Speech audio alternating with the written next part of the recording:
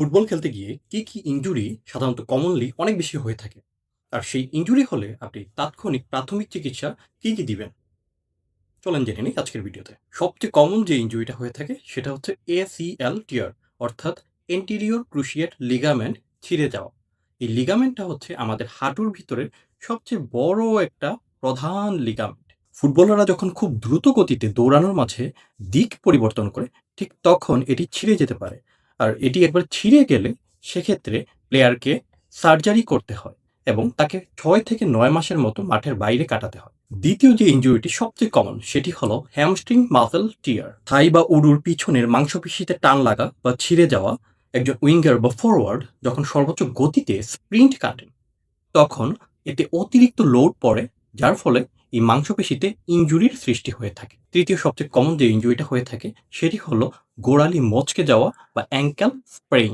Tackle করার সময় বা ল্যান্ডিং করার সময় হঠাৎ করে গোড়ালিতে চাপ পড়লে সেই জায়গার যে লিগামেন্টগুলো আছে সেগুলো স্ট্রেচ হয় এবং সেগুলো ছিঁড়ে যায়। আর এই রোগ নির্ণয়ের জন্য এখন আধুনিক চিকিৎসা বিজ্ঞানে যে জিনিসটা সবচেয়ে কমনলি ব্যবহৃত সেটা হচ্ছে মাস্কুলোস্কেলেটাল আল্ট্রাসাউন্ড।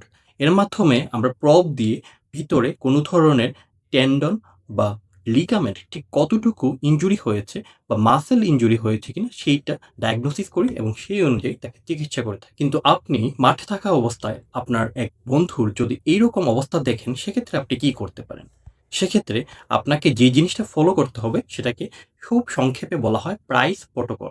অর্থাৎ পি দিয়ে হচ্ছে প্রোটেকশন, আর দিয়ে হচ্ছে রেস্ট, আই দিয়ে হচ্ছে আইস, সি দিয়ে হচ্ছে কম্প্রেশন, ই দিয়ে হচ্ছে এলিভেশন।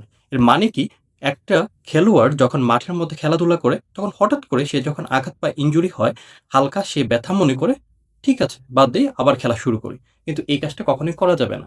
এটা না করে আপনাকে তখন মাঠের বাইরে বের হয়ে আসতে হবে এবং আপনার এই সেই জায়গার মধ্যে কোনো ধরনের সমস্যা হয়েছে কিনা সেটা দেখতে হবে। কারণ এক্ষেত্রে যদি আপনার পার্শিয়াল টিয়ার হয়ে থাকে, ব্যথা আপনার ঐরকম বেশি অনুভব নাও হতে পারে। কিন্তু পার্শিয়াল টিয়ার হওয়ার পরেও যখন আপনি খেলাটা কন্টিনিউ করেন, তখন সেটি আপনার কমপ্লিট টিয়ারে অর্থাৎ লিগামেন্ট যেটা অল্প ছিঁড়েছে সেটা পুরোপুরি ছিঁড়ে যেতে পারে।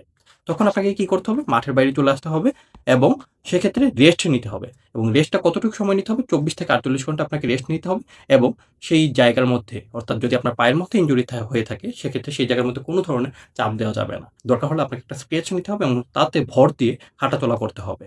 কোনো ধরনের মুভমেন্ট অ্যাক্টিভলি ওই পায়ের মাধ্যমে করা যাবে না। তৃতীয় যে জিনিসটা করবেন সেটা হচ্ছে আইস। অর্থাৎ আপনার ইনজুরির জায়গাতে একটা বরফ দিবেন। এখন বরফটা কিভাবে দিবেন? বরফটা আইস ব্যাগে দিলে সবচেয়ে ভালো। যদি আইস ব্যাগ না থাকে সেক্ষেত্রে সুতির কাপড় ৩ থেকে ৪ ভাঁজ করে তার মধ্যে পেঁচিয়ে জায়গাটার মধ্যে আপনি সেঁক দিবেন। যেটাকে আমরা বরফ সেঁক বলে থাকি। এই বরফ সেঁক কিন্তু আবার দেওয়ার সময় আরেকটা জিনিস মাথায় রাখতে হবে। সরাসরি ফ্রিজ থেকে বরফ বের করে আপনার ইনজুর জায়গার মধ্যে দেয়া যাবে না। সেক্ষেত্রে আপনার স্কিন যেটা আছে, স্কিনের মধ্যে কিন্তু বার্ন হতে পারে। চতুর্থ যে জিনিসটা সেটা হচ্ছে আপনার সি দিয়ে কম্প্রেশন। অর্থাৎ জায়গাটার মধ্যে একটা যাতে প্রেশার দিয়ে জায়গাটা যাতে মুভমেন্ট তেমন বেশি না হয়। অর্থাৎ আমরা মেডিকেলের ভাষায় ইমোবিলাইজেশন এটাকে বলে থাকি। এটা আপনি করবেন। সেক্ষেত্রে আপনার বাজারে ইলাস্টিক ব্যান্ডেজ পাওয়া যায়। সেই ইলাস্টিক ব্যান্ডেজটা আপনি কিভাবে বাঁধবেন? আপনার যেই জায়গার মধ্যে ইনজুরি হয়েছে তার কিছুটা উপরে অথবা নিচ থেকে বাঁধা শুরু করবেন এবং ধীরে ধীরে পেঁচাতে আপনার ইনজুরির জায়গায় নিয়ে এসে ইনজুরির জায়গাকে কমপ্লিট করে আরেকটু নিচ পর্যন্ত গিয়ে সেটাকে স্টপ করে দিবেন। লাস্টে যেই জিনিসটা সেটা হচ্ছে এলিভেশন। অর্থাৎ আপনি যেই জায়গার মধ্যে আঘাত পেয়েছেন সেটা যদি আপনার গোড়ালিতে হয়ে থাকে বা পায়ে হয়ে থাকে, সেটাকে অবশ্যই আপনার হার্টের লেভেল থেকে উঁচুতে রাখতে হবে। সেজন্য আপনার পায়ের নিচে কমপক্ষে ২ টা বালিশ দিয়ে দিবেন। না হলে কি হতে পারে? সেক্ষেত্রে আপনার ২ টা বালিশ দিয়ে দিবেন। না হলে আপনি যদি পাটাকে ঝুলায় রাখেন বা হাতটাকে ঝুলায় রাখেন, সেক্ষেত্রে আমাদের হার্ট থেকে রক্ত সরাসরি আপনার ইনজুরি জায়গার মধ্যে ইজিলি গ্র্যাভিটির টানে চলে আসতে পারে। সেক্ষেত্রে তরল জমে বা অতিরিক্ত রক্ত জমে জায়গাটা সেক্ষেত্রে ফুলে যেতে পারে এবং জায়গাটাতে অনেক বেশি ব্যথা হতে পারে। তাই সেক্ষেত্রে অবশ্যই আপনার পাটাকে এলিভেট করে রাখতে হবে। আর যেই ৪ টা জিনিস অবশ্যই করা যাবে না সেটাকে আমরা নো হার্ম এই সূত্র দিয়ে মনে রাখতে পারি। এইচ দিয়ে হচ্ছে কি? হিট। অর্থাৎ সেই জায়গাটার মধ্যে, অর্থাৎ যে জায়গায় আপনার ইনজুরি হয়েছে সেখানের মধ্যে কখনোই কোনো ধরনের গরম কিছু দিয়ে মাসাজ করা যাবে না।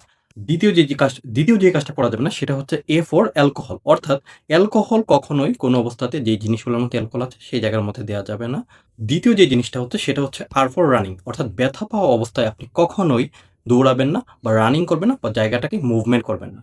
4 নাম্বার যেই ভুলটা সবাই সবচেয়ে বেশি করে থাকে, আক্রান্ত জায়গায় কখনোই কোনোভাবে মাসাজ করা যাবে না। অর্থাৎ সেই জায়গাটার মধ্যে মালিশ করা সম্পূর্ণভাবে নিষিদ্ধ। সেক্ষেত্রে আপনার লিগামেন্ট যদি পার্শিয়ালি টিয়ার হয়ে থাকে, সেটা কমপ্লিট টিয়ার হওয়ার সবচেয়ে বেশি ঝুঁকি থাকে। তাই আক্রান্ত জায়গায় কখনো মাসাজ করা যাবে না।